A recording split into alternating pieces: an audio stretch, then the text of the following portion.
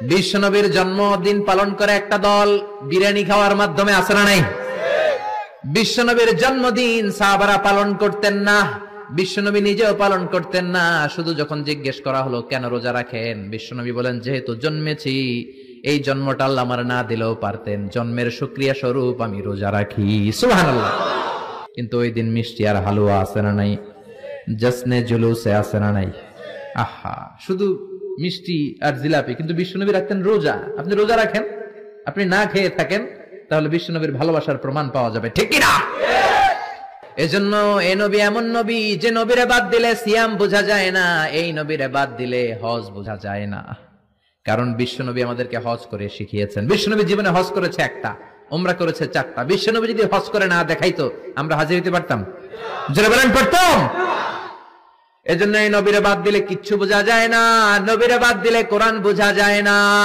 এই জন্য এই নবীর ভালোবাসা আমাদের অন্তরে আছে না নাই? সূরা ফাতিহার 29 নম্বর আয়াতে আল্লাহ বললেন, মুহাম্মাদুর রাসূলুল্লাহি ওয়াল্লাযীনা মাআহু আশিদ্দাউ আলাল কুফফারি রুহামাউ বাইনাহুম। মুহাম্মাদুর রাসূলুল্লাহ, মুহাম্মদ আল্লাহর রাসূল। এটা কার কথা? বিশ্বনবী যে আল্লাহর রাসূল, এতে কোনো সন্দেহ আছে? সন্দেহ থাকলে কি ঈমান থাকবে? তিনি হলেন আল্লাহর রাসূল।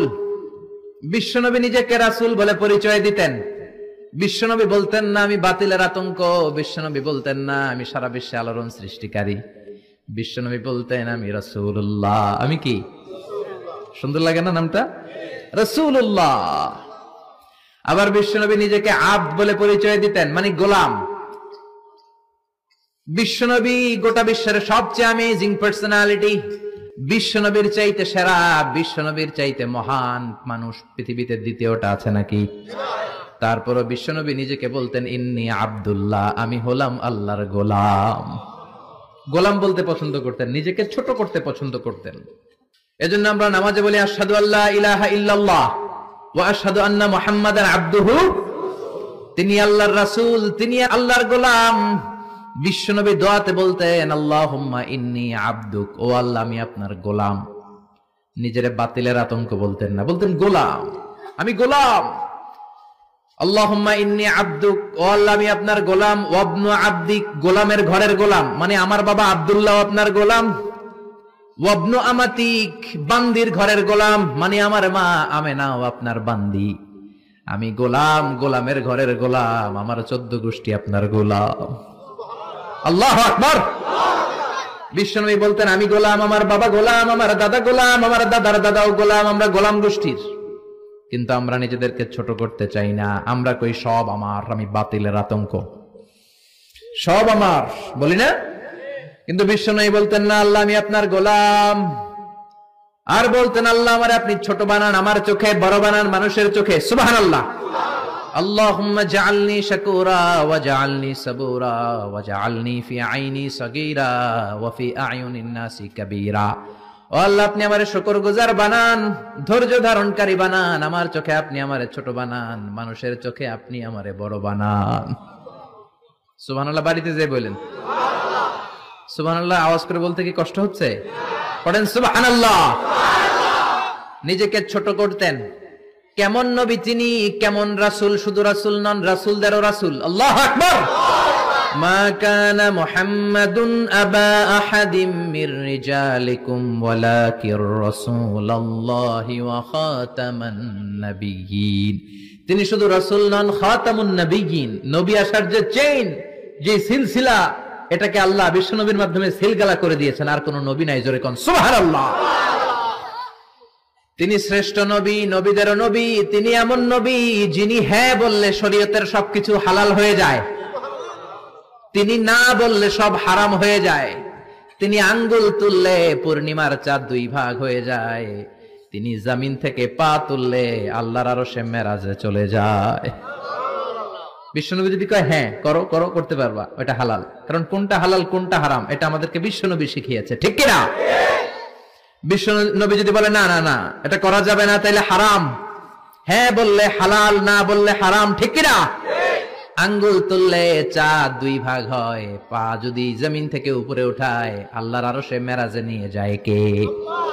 এজন্যই নবীরে ভালোবাসতে হবে জীবনের চাইতেও বেশি। এই নবীকে ভালোবাসতে হবে বিবির চাইতেও বেশি। এই নবীরে ভালোবাসতে হবে দলের চাইতেও বেশি। এই নবীরে ভালোবাসতে হবে নেত্রীর চাইতেও বেশি, ঠিক কিনা? নেতার চেয়েও বেশি, নেত্রীর চেয়েও বেশি, নিজের জানের চেয়েও যদি বিশ্ব নবীরে বেশি ভালোবাসা না যায়, মুমিন হওয়া যাবে? এ নবীরে বাদ দিলে কোরআন বোঝা যায় না, যায়? কারণ কোরআন এই নবীর উপরই তো আল্লাহ নাজিল করছে, ঠিক কিনা? এ নবীকে বাদ দিলে হাদিস বোঝা যায় না, কারণ হাদিস তো এই নবীরই কথা।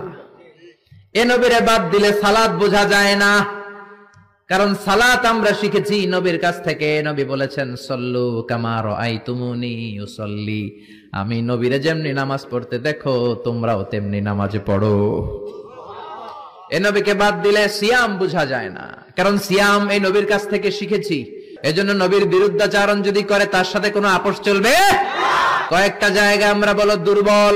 কোরআন রে গালি দিলে আমাদের সহ্য হয় না, নবীরে গালি দিলে সহ্য হয় না। নবীরে গালি দিলে আমাদের কলিজায় আগুন লাগে কি লাগে না? লাগে কি লাগে না? কার কার লাগে? দুই হাত উঁচু করে আল্লাহরে দেখাও।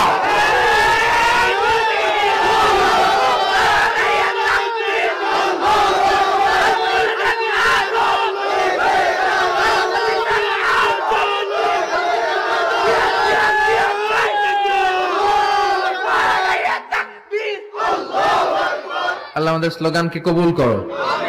নবীর জন্য যে ভালোবাসা, এই ভালোবাসার কারণে নবীর শাফায়াত আমাদের নসিব করে, পড়ে না আমিন? এজন্য এই নবী এমন নবী যারে বাদ দিলে কোরআন বোঝা যায় না, হাদিস বোঝা যায় না, নামাজ বোঝা যায় না, রোজা বোঝা যায় না। জোরে বলেন ঠিক কি না?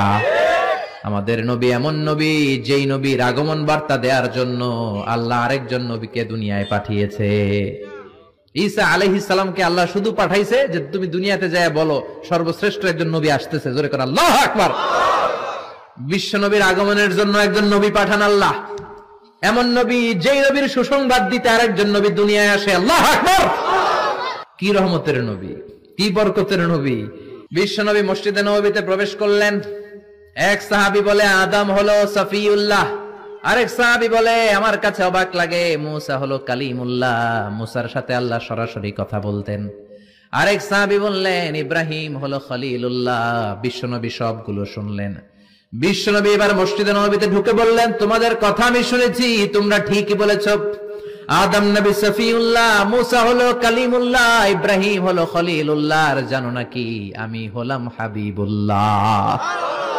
খলিল মানে আল্লাহর বন্ধু, হাবিব মানেও বন্ধু, কিন্তু খলিল হচ্ছে এমন বন্ধু যে বন্ধু আল্লাহরে খুশি করার জন্য কাজ করে, আর হাবিব হলো এমন বন্ধু যারা খুশি করার জন্য আল্লাহ নিজেই কাজ করে। রব্বুল আলামিন কিবলা পরিবর্তন করে দিলেন মক্কা থেকে ফিলিস্তিনের দিকে, কিন্তু বিশ্বনবীর অন্তরে বড় জ্বালা। আমার বংশের গোড়া যেখানে ইসমাইল নবী ইব্রাহিম নবী ছিলেন, ওই কাবার দিকে মক্কার দিকে যদি আমার কিবলা ঘুরিয়ে দেয়া হয় কতই না ভালো হতো।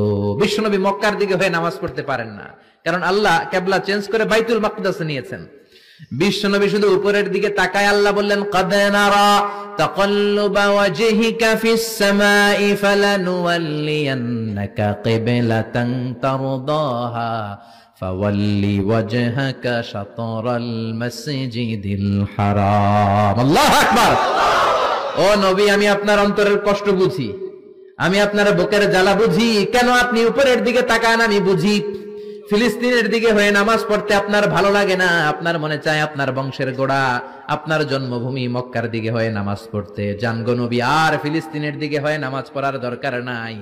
আপনারে খুশি করার জন্য আমি কিবলা পরিবর্তন করলাম, এখন থেকে মক্কার দিকে হয়ে আপনি নামাজ পড়তে থাকেন গো নবী।